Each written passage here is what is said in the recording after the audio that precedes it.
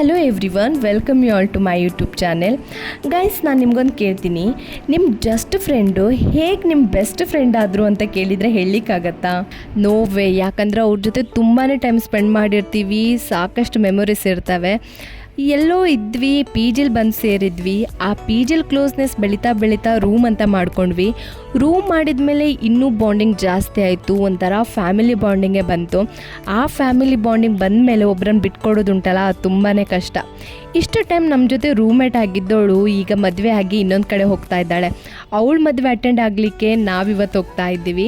ನಾವು ಹುಡುಗಿರು ರೆಡಿ ಆಗಲಿಕ್ಕೆ ಯಾವಾಗಲೂ ಲೇಟೇ ಆಗುತ್ತೆ. ಸೊ ನಮ್ದು ಲೇಟ್ ಆಗುತ್ತೆ ಅಂತ ಹೇಳಿ ನನ್ನ ತಮ್ಮಂದಿರು ನಮ್ಮನ್ನು ಬಿಟ್ಟು ಬಂದುಬಿಟ್ರು.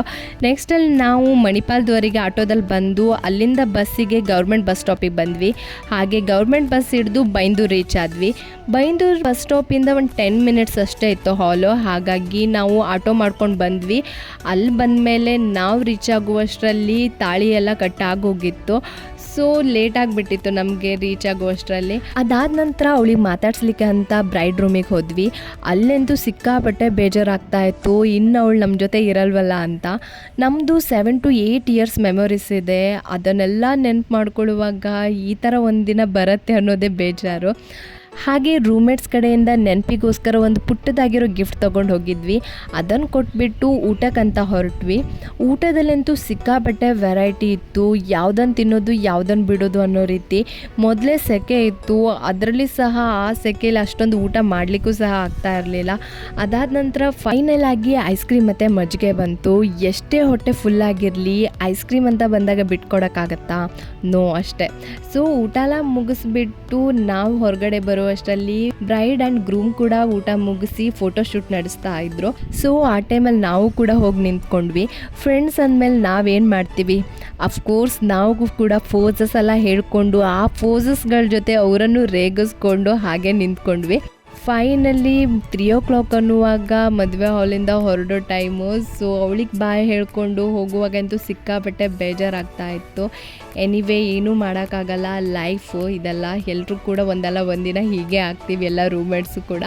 ಸೊ ಅದಾದ ನಂತರ ಅಭಿ ಕಾರ್ ತೊಗೊಬಂದಿದ್ದ. ಸೊ ಕುಂದಾಪುರದವರೆಗೆ ನಮ್ಮನ್ನು ಬಿಡ್ಲಿಕ್ಕೆ ಹೇಳಿದ್ವಿ. ಹಾಗೆ ಬಿಡ್ಲಿಕ್ಕೆ ಹೋಗುವಾಗ ಅವನು ಹೇಳ್ದ ಸೋಮೇಶ್ವರ ಬೀಚಿಗೆ ಹೋಗುವ ಅಂತ.